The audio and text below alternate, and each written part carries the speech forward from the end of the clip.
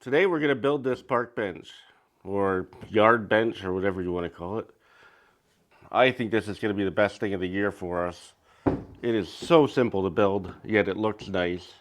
And it looks like it's harder to build than it actually is. Alright, so the whole thing consists of about 3.5 2x4s and half of a 2x2. So all in all, you're looking at about $20 worth of materials. It is so simple that you can build it with just this. Hammer, nails, handsaw, tape measure, and a pencil. But I'm not going to do that because that's just painful and that sucks. This is going to be video 3 of our starting up a woodworking business on a tight budget of $300. So for any of you that don't have any interest in that, we're going to do the build and then we're going to talk about the business stuff afterwards. And for this build, of course, if those of you who have been watching before, Greg now becomes Craig because Greg owns all the fancy tools and Craig does not. All right, so this is all stuff that we've acquired previously out of our budget, and today I'm going to add these because now I kind of need them.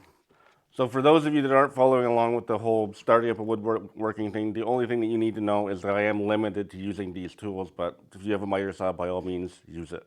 All right, let's get to it. Okay, so first thing, nice and easy, we need 5 pieces at 45 inches.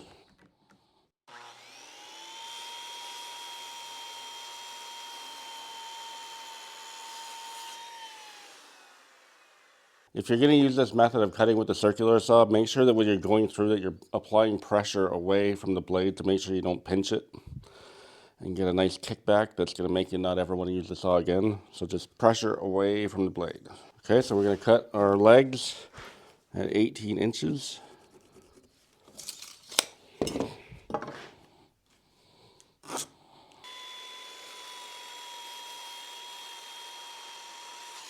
All right, now we need to make a short 8 3/4 inch piece.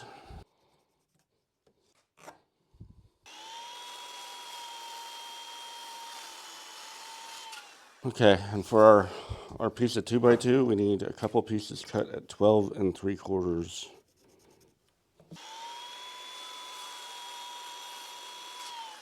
All right, here's all our pieces. All right, so I think every single YouTube video I've seen on how to build stuff, they don't address the efficient way of finishing it. I'm an efficiency expert, and I'll tell you, I built some things the way that they showed you, and I hated myself afterwards, and I didn't like them too much either. Sand everything first. Before you put it together, just get 120, sand everything down, and then when we go to put it together, we're going to stain it in a particular order as well, because if you just build the thing and then sand it and stain it, it is ridiculous how much longer it takes.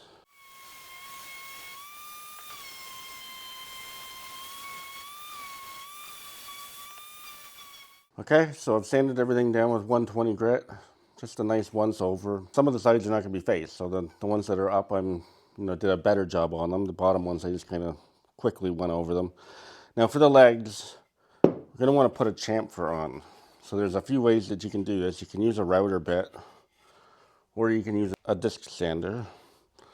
But for our purposes, I'm just going to put a thick 60 or 80 grit on here, and then just, doesn't have to be on a perfect angle or anything. Nobody's going to be looking at it.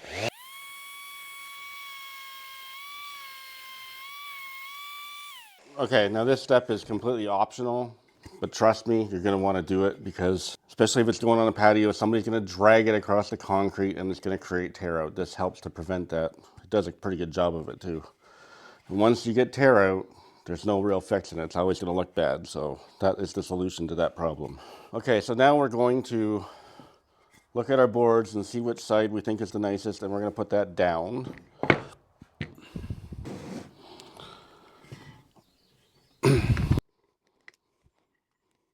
I got a bit too much of a blob here, so I'm going to try to take some of it off. There, that should help. Okay, now I have to cheat here a little bit, and the reason why I'm going to do this is because I don't want to give you guys bad advice, just because I've limited my tool selection. So I have borrowed a 24-inch clamp. Don't clamp it too tight or it's going to want to buckle. These are going to represent the outer aprons. So this is going to go in there. So we're going to put some PL on here. And this is a pretty significant part of the structural integrity here. So make sure you do the good job on this one. And we also have to come down 1.5 inches from the top. So that's where we want it to be.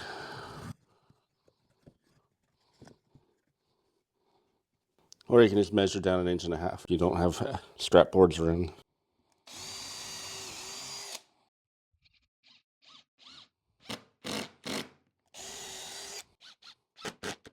Just make sure that you've got it in the right spot, because PL works as a really good lubricant until it hardens.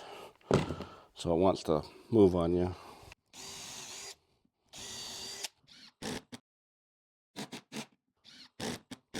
All right, now that that's done, we can take the clamp off, let it dry, and then we'll build the second one. And just make sure you don't have any nasty squeeze out, which we don't, because I took that blob off of there. Okay, so this is where our makeshift workbench sawhorses come into play. They're actually more convenient than the other bench. So all I do in this instance is I'll just flip this over. And then I will take my pieces of wood and I will stain the bottom side, which is not important. Let it dry for a bit and then just flip it. And then do them and then let them dry as long as necessary. I don't have to worry about getting anything on this because, you know, it's not the top. Not that it matters for a rough bench like this, but it's just how I do it. And if you need something longer, I have a 28-foot ladder that I will bring out in here sometimes when I have to do a lot of stuff, and I just take the sawhorses way out and line up all the boards. And you're gonna find that this is so much of a better way of doing things. If you've ever bought a like a jungle gym that it's like a pre-made thing out of wood, it's the exact same idea. They dip them, the finish is all dried on them, and then when you get it in the box, you just put it together. This is pretty much exactly what we're gonna do with this. And once you use this method, you're never gonna screw around with the other one ever again. Now, we're kind of in a rush here, so I didn't leave the clamps on. If you have the clamps and you didn't need to take it off to build the second one, leave them clamped for a couple hours, ideally. But if not, it's no big deal, just don't jar them around. Okay, so for this, we are going to use Australian timber oil in Jarrah Brown. We're gonna talk a lot about this in our finishing patio furniture video that we got coming up. So stay tuned for that one. Okay, so we're done with the PL Premium apart from fastening on the aprons like this. We're gonna put some there. So I'm going to put a big X in each of the spots where I don't want to stain. Doesn't have to be perfect. And then same thing on the ends of the two outer boards. The other ones can be done just because it gives them the good weather seal. So that's the only structural part left. Okay, this stuff, it likes to really settle, so make sure you give it a good shake up. Make sure it's all stirred, and stir it occasionally while using it. All right, so make sure it's well shook up. Then stir it occasionally. Just make sure there's no sediment on the bottom, because if you use this without it being mixed properly, your consistency is going to go out the window down the road. It'll end up getting darker and darker as you go. All right, so we're just going to give everything a, try to make it as even as possible. It can be a little bit blotchy.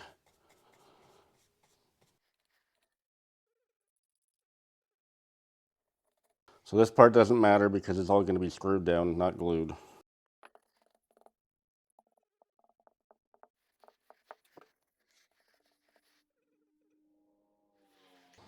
Okay, like I said before, we're just going to turn the ugly side up just to put a quick coat on it.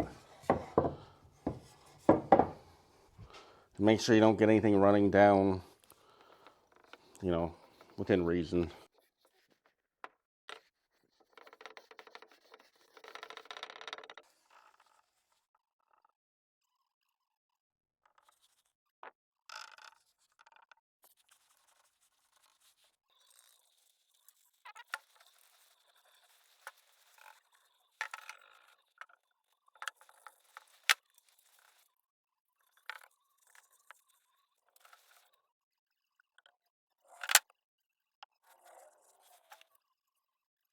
Okay, so here's our front and back apron boards. Do something like that.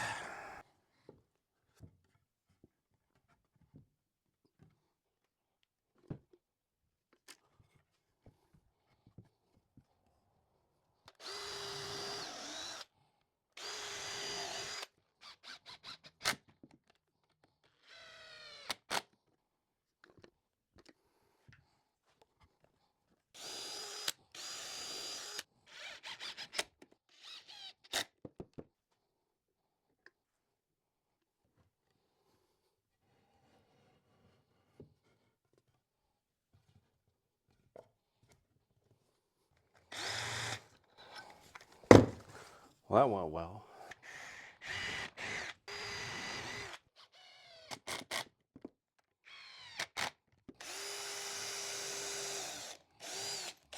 Okay, so if you can see there was a little bit of a twist there. I'm just gonna put the clamp here until I get the screws into it.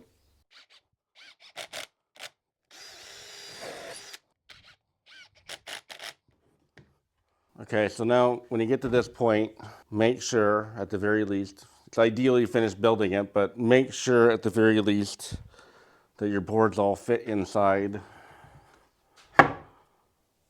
before the glue hardens, in case you have to back the screws out and give yourself a little bit extra room to get them in. Because once that PL dries, you're not getting them apart. So had one been a little bit too long, either you gotta snip the end off of it, obviously, or like I said, just back the screws out and just get them in there and then clamp it all back together again. Okay, so now pretty straightforward, just gonna get equal spacing. This is the real technical measurement of one of my fingers. So it turns out to be about a 1/2 inch, 9/16 of a gap. Since we're close to the edge of the boards, make sure to drill a pilot hole.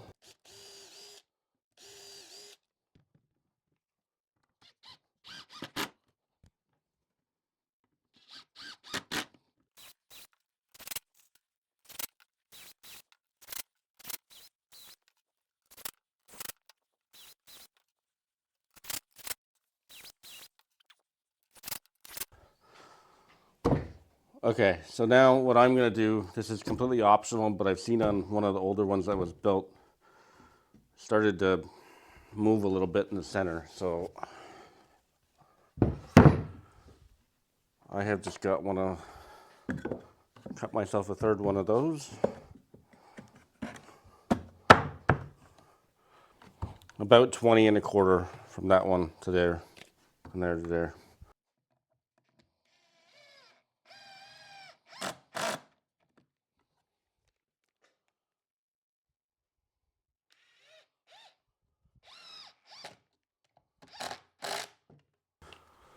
These ones I'm not gonna worry about pre-drilling because they're so far from the edges and not likely gonna split.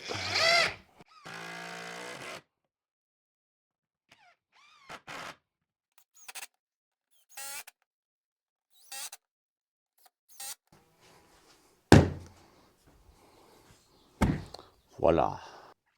All right, there we have it. So basically a $20 bench. I'm gonna list this one for $95 Canadian, keeping in mind that I live in a cottage area and they will pay. You're probably not gonna get that much in most of your areas. So I would say somewhere around $75 US would be good. I would price it a plain version, a stained version, a pressure treated, and a cedar version, and then get people to custom order them. All right, so when we come back next week, I will tell you if I sold it or not. All right, so make sure that you like and subscribe and leave us a comment.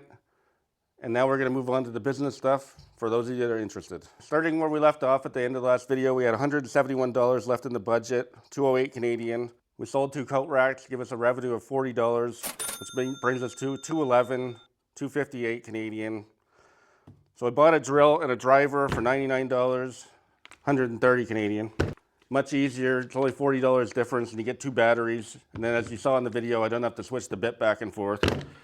Just get used to using one of these if you're not to. Don't plow it through the wood. Add that a caulking gun, $12, 23 Canadian. PL Premium, $7, $10 Canadian. And this stuff is my new go-to Australian timber oil. Holds up really well. We're gonna do a video on finishes. You'll see all about that. I had to pay $77 for this. If you're Canadian and you wanna get a smaller one, the quart is $39 at Rona. On Amazon, US, you can get it for $29. $53 for this. It's obviously cheaper to get the big one, but if you got cash flow issues, then you might want to start with a smaller one. So let's assume that this is a quart. So that's going to bring our total down to $64 US, $56 Canadian. All right, so we just spent $20 building this, maybe $23 Canadian, I don't know exactly. But anyway, that's going to bring our totals down to $44 US and $36 Canadian is what we got left in the budget to carry over to the next video. And hopefully we'll sell this and we'll get a little more revenue coming in. All right, anything that you can comment, help us guide us into a direction that you're interested in with the business startup would be helpful. I always read the comments, and we've taken into account some of the comments to kind of steer it. So here's the playlist. Start out at episode 1, where we built the bench and the sawhorses. And here's a video of something else. All right, thanks for watching.